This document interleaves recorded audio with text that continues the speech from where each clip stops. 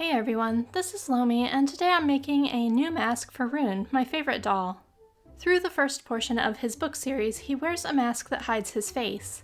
I've made him a mask before, and I liked it alright, but it was craft foam, so it got damaged easily and never laid nicely for photos. I had silver PLA left over from making armor for my doll Vahn, so I decided to make Rune a new mask with 3D printing. I sculpted his new mask in Nomad on my iPad, and since I'm still learning the program and not very good with it, I didn't record the sculpting process. But I made the initial base using half a cylinder, hollowed out, and then I shaped it using move and drag tools and a little clay sculpting.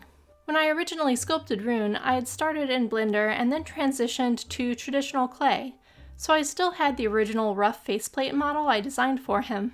Importing this into Nomad let me position the mask model over his face as I was sculpting to be sure it was the right shape and size to curve over his face and still have the eye holes in the correct places. After I was satisfied with the sculpt, I set it up to print on my Ender. I think a resin print would give a prettier finish, but it's also more work to finish. And resin printing is kind of a big ordeal, so I didn't feel like setting it up. I set the print up with instructions to hide the seam on the corner, and it inexplicably decided the raised front center was the corner, so that's a little less than satisfactory, but we're just gonna roll with it. I can remake this in the future, and it'll be easy cleanup in Photoshop for pictures. I really want to start taking more story-oriented photos, as those are really fun to do, so I think having the mask will be nice. I removed supports from the holes for the ties and the eye holes, then sanded the seam down a little with a nail file. I liked the scuffed, brushed steel look after I did it, so I figured I'd scuff the front of the mask up a little more before weathering it. But I also needed to grab my files off the shelf so I could clean up the eye holes. My newly cleaned and rearranged studio is so nice for being able to find tools and get to them easily, so it doesn't take long to get everything I need, even if I have to put stuff down and go grab different tools in the middle of a project. PLA sometimes shreds or stretches when filing, so I use a hobby knife to trim the little bits that don't cooperate.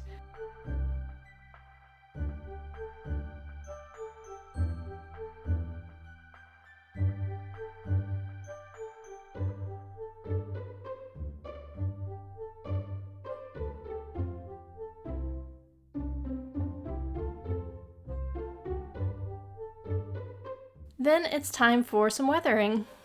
I grabbed some brown and black acrylic paints and added just a bit of water, and I do pretty much all my weathering with a fan brush and my fingers, because it gives me a really streaky and blotchy look that I feel is pretty organic looking.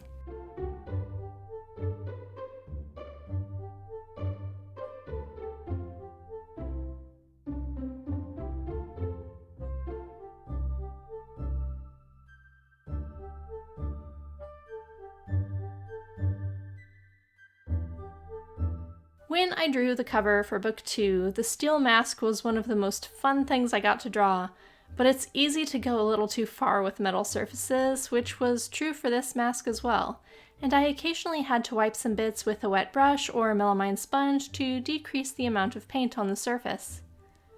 This is also my first time working at my new craft table with my new filming setup, so I need to relearn how to stay in frame, but honestly, it just feels good to be back in my studio and making new things for my dolls.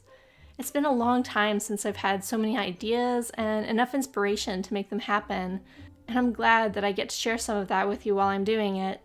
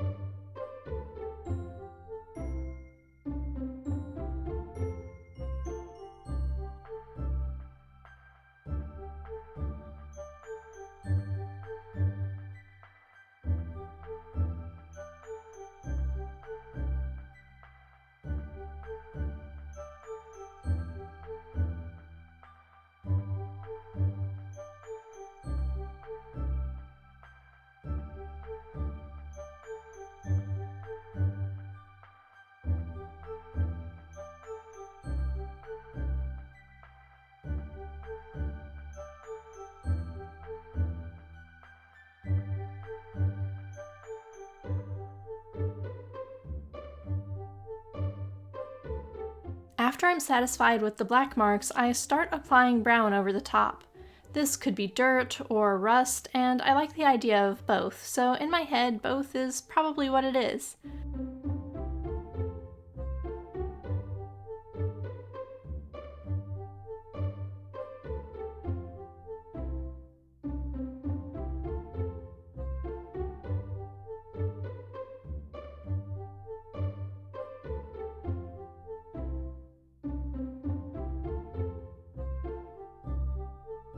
The brown is easier to go overboard with, so I spend more time dulling it down after it's applied, but I really like the effect this weathering gives, making the mask look so much more used and lived in.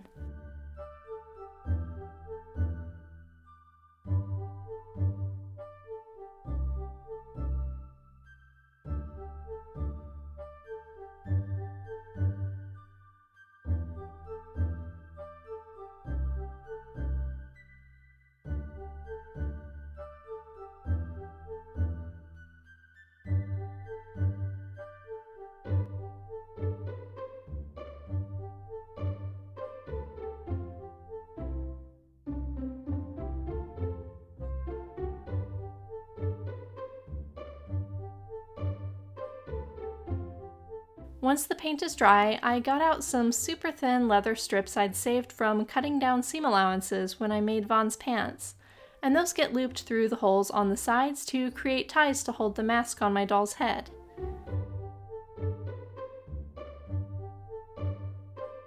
But I also want to make sure I can use this mask without damaging my doll's face up. The old mask was craft foam, so it was no concern, but something hard like this might scratch. To solve that issue, I cut some pieces of sticky-backed white felt and put them in the points of the mask that were most likely to rub against the doll's face. Since Rune's whole head is painted and not just the details, it's extra important to ensure nothing can scratch or damage that paint job. And then the mask is done.